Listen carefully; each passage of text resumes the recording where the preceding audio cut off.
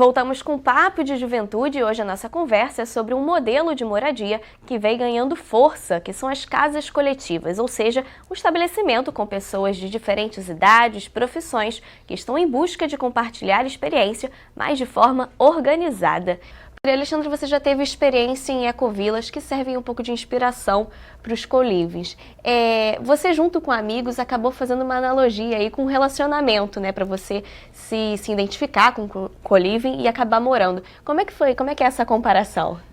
Nós estivemos na Ecovila Tibá, em São Paulo, e onde eles já estão ali há 10 anos que começou esse trabalho, e nos últimos 2 anos de maneira mais intensa. E nós participamos de uma vivência muito incrível no final de semana, e tivemos algumas formas de trabalho. Uma delas foi chamada de World Café, onde as pessoas se reúnem e conversam sobre diversos temas com as suas inteligências, de maneira a acessar a inteligência coletiva do grupo.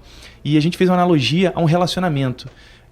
Essa vivência de morar numa casa coletiva, nós fizemos essa relação com um relacionamento amoroso mesmo, partindo de um flerte, depois para uma paixão, onde a pessoa primeiro toma conhecimento do que é. Depois, quando ela vê, uau, que maravilha, morar com amigos, ter a liberdade de fazer as minhas próprias escolhas, então ela se apaixona.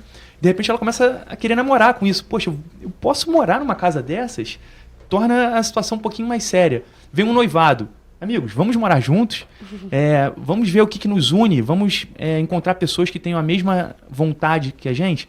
E quando elas conseguem fazer isso, eu falo, casaram, né? Encontraram uma casa, encontraram um lugar para estar juntos. E daí de um relacionamento podem surgir os seus frutos, né? Filhos, projetos em comum, formas de viver, pessoas que mudam de estilo de vida, passam a ser mais saudáveis, passam a fazer a compostagem do seu lixo, passam a buscar uma forma mais sustentável de viver. E também de um relacionamento surgem problemas. Então é possível que chegue à etapa do divórcio, da separação. Eu ia perguntar isso pro Thiago. E qual fase você tá? Você tá casado, Thiago? Tá casado, olha, tá na fase... eu tô me apaixonando e reapaixonando a cada dia. Porque assim, a gente chega... É óbvio que tem dificuldades e nesses momentos você fica, nossa, é difícil mesmo. Mas existem outras coisas maravilhosas que vão acontecendo. Como eu estava falando desses encontros que a gente tem de comunicação não violenta, nossa, ali a gente se conecta de uma forma que é muito profunda, é empática. Então aí você fala, nossa, é para isso que eu tô aqui. Então assim, existem vários elementos que vão trazendo para você sua real escolha, porque é uma escolha diária, assim, é igual a um relacionamento. Você escolhe aquela pessoa. Exatamente, e como todo relacionamento, a gente tem problemas também, por mais que tenha esse objetivo de querer que tudo dê certo, eu acredito que vocês passam por alguns perrengues também. Quais são as principais dificuldades, assim, que vocês passam? Olha, dificuldades, assim, eu diria que mais de... processos, às vezes, de decidir uma coisa, por exemplo, né? Leva um certo tempo, porque quando a coisa é hierárquica, a decisão vem de cima para baixo. Alguém vira e fala assim, ó, vai fazer isso. Quando a gente está numa organização mais horizontal, mais sociocrática, assim, você tem que incluir e considerar a opinião de todos e de uma forma que você não tome uma decisão que vá... diminuir a energia da pessoa naquele grupo. Então, assim, isso é uma coisa que a gente está aprendendo a cada dia. Como que você decide sem impor. Porque, assim, é o natural, é o que a gente aprendeu, vem dos nossos pais, assim. Nossos pais impõem as coisas e a gente vai e aceita. Então, é um processo de decisão que leva um pouco mais de tempo, mas no final você ganha mais tempo, porque você tem engajamento. Sim. Quando a coisa é decidida dessa forma. Eu acho que é bem importante para a vida comunitária funcionar que o grupo possa criar os acordos, né? Os acordos em comum. Como que a gente quer viver junto? O que a gente espera desse espaço compartilhado? E não, nesses acordos envolve como que a gente vai decidir junto, porque na hora de tomar a decisão a gente já tem que ter decidido. Como que a gente lida com os conflitos, porque eles são inevitáveis e vão acontecer, mas não pode esperar ter um conflito para decidir. E o grupo vai aos poucos. Quais são os critérios para você ser um novo morador, um novo participante desse grupo? Critérios de entrada e saída de membros? O que a gente espera da liderança? Às vezes, quando é uma comunidade um pouco maior, você tem uma liderança que vai representar muitas vezes até institucionalmente, o grupo, essa liderança é partilhada, é provisória, é momentânea? Como que é isso, né? E acho que essa é uma das chaves para a vida em comunidade funcionar, né? Que a gente possa decidir junto e ter espaço para cada um ser o que é, porque está se propondo uma nova forma de vida, e se a gente não é bem atento nessa construção, é muito simples você repetir um padrão que acontece na maior parte dos espaços. É verdade. Tiago, você, enfim, como tem contato com muita gente, são 10 pessoas, né?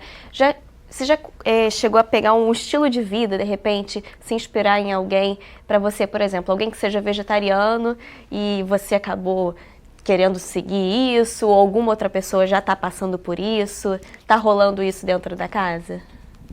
Assim, não muito, na verdade, cada um tem o seu...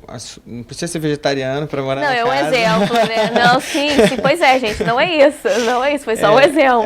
Então, mas eu acho que a gente mantém as individualidades, né? Então, mas, no caso, sou vegetariano. Boa, que eu digo, né? A gente usou esse exemplo de vegetarianismo, mas eu digo outras ações, às vezes, que um colega seu que mora na casa, né? Você acha bacana e leva aquilo para você também, para sua vida, para o seu dia a dia. Acontece isso?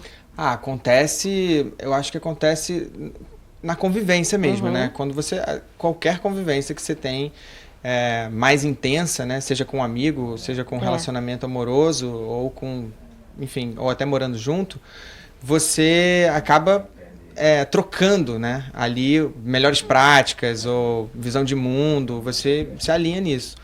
Mas uma coisa que é bacana, assim, ter bem afinado o propósito, né? Que era uma coisa que você estava falando. E essa conversa de propósito é uma coisa que a gente, volta e meia, retorna nela, que é muito bacana, assim. Quando você tem todo o grupo alinhado no propósito, você gera autonomia. Porque aí as pessoas podem escolher caminhos e tomar decisões baseadas no que nos une, no que nos conecta, assim, né? E a gente, desde o princípio, desde a primeira reunião, né, que foi ano passado, assim, a gente tenta se conectar por um princípio da vida comunitária, assim, o Dragon Dreaming ajuda muito nisso, com um círculo de sonhos, onde a gente coloca qual é o nosso sonho para aquele projeto e dali emerge o sonho comum, que é o sonho de todos, né? Então a gente pode seguir com isso. Alexandre, falando em termos jurídicos também, benefícios financeiros de morar num co-living, por exemplo, em Milão, se eu não me engano, há isenção de IPTU, por exemplo, em quem vive em um co-living. Você acredita que esse é um tipo de incentivo que, de repente, aqui no Brasil, mudando algumas coisas, vai aumentar esse número desse tipo de moradia? Todo incentivo que houver é bom.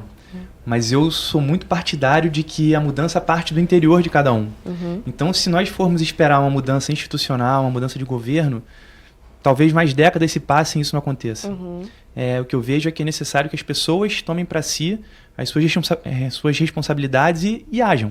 Se eu quero morar com um grupo de pessoas que tem o mesmo propósito, eu preciso tomar a decisão, ir atrás, encontrar essas pessoas e conseguir essa casa. Eu acho que as pessoas precisam realmente tomar as decisões por elas próprias, independente do que é o governo, independente do que é a empresa, independente do que outras pessoas passam, né?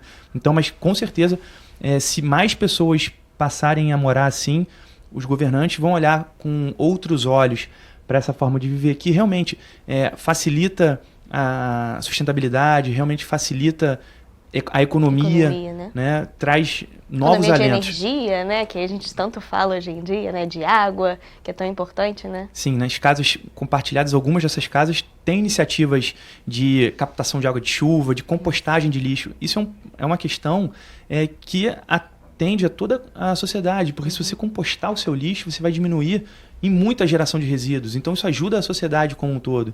Então é possível que as pessoas que moram em comunidade, elas acabam até se tornando mais felizes. E pessoas felizes, elas ajudam para contaminar mais pessoas com felicidade.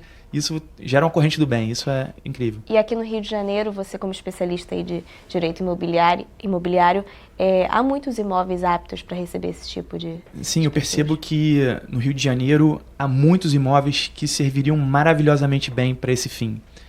A questão é que muitos não conhecem essa forma de viver e acabam achando que seria uma fonte de problema, mas quando na verdade é uma fonte de soluções.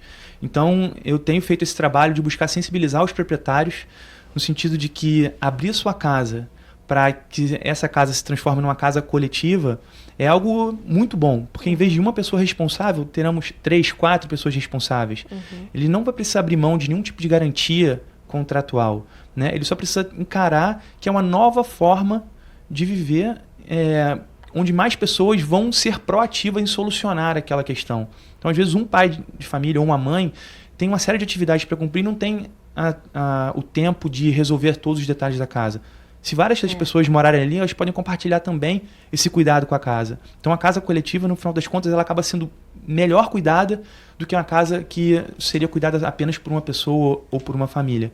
Então, é realmente uma maneira de movimentar a economia, é uma maneira de fazer com que o proprietário que tem uma casa fechada possa ter as contas dela paga, a casa fica mais segura. A casa fechada, ela perde valor, ela perde a questão enfim, do seu uso mesmo, né? Então, é um apelo que a gente faz aí para mais pessoas abrirem suas casas para isso. E morarem em Coliving, né?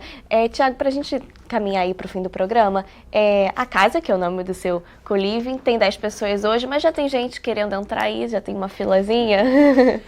Porque eu acho que a gente acaba sendo uma das referências, né? Tem outras casas no Rio, e acredito que o processo também aconteça lá. As pessoas querem saber, se informar mais, como é, e dá eu sinto que existe um desejo latente das pessoas em ter outro tipo de vida. E essa é uma possibilidade real, e assim, a gente está lá para mostrar que é real, que dá para fazer. E para os proprietários também, isso é muito importante, né? A gente tem uma relação ótima com o nosso proprietário, por exemplo. Ele conhece o projeto desde o início, a gente explicou o que a gente queria fazer, sentamos junto com ele, ele vai à casa, volta e meia. Então, assim, é um outro tipo de relação até com o nosso proprietário mesmo. E com os vizinhos também da região ali. A gente tem lá um condomínio de casas, então a gente se apresentou para eles também, com toda a nossa proposta. Eles estão amarradíssimos, assim, estão adorando que a gente foi morar lá. O vizinho da frente, todo dia bate lá na casa para tomar um café ou falar com a gente. Então, assim, a gente tem... O objetivo está sendo alcançado. O objetivo é expandir, entendeu? E começando de si, para quem está perto, para quem está mais perto. E se cada um começar de si, já mudou o mundo todo, assim, basicamente isso. Tá ótimo. Eu queria agradecer muito a presença de vocês, Thaisa Matos, Alexandre Girão, Tiago Saldanha. Muito obrigada pela presença de vocês aqui no nosso programa, no Papo de Juventude. Boa sorte, né, Tiago, aí, e que se expanda mais, que tenham mais clientes para você, né, com esse tipo de pensamento, né, Alexandre? Eu não encaro como clientes, eu encaro como uma forma de vida, um movimento que está aí para fazer o bem. É dessa maneira que eu encaro. Tá ótimo. Muito obrigada, tá? E obrigada a você aí de casa que acompanhou o nosso bate-papo de hoje. Para rever este programa, acesse o nosso site www.alerj.rj.gov.br. Nós também estamos no YouTube. É só acessar o canal da TV Alerj que aparece aqui na sua tela. A gente se encontra semana que vem com mais papo de juventude para você. TV Alerj, o canal do povo fluminense.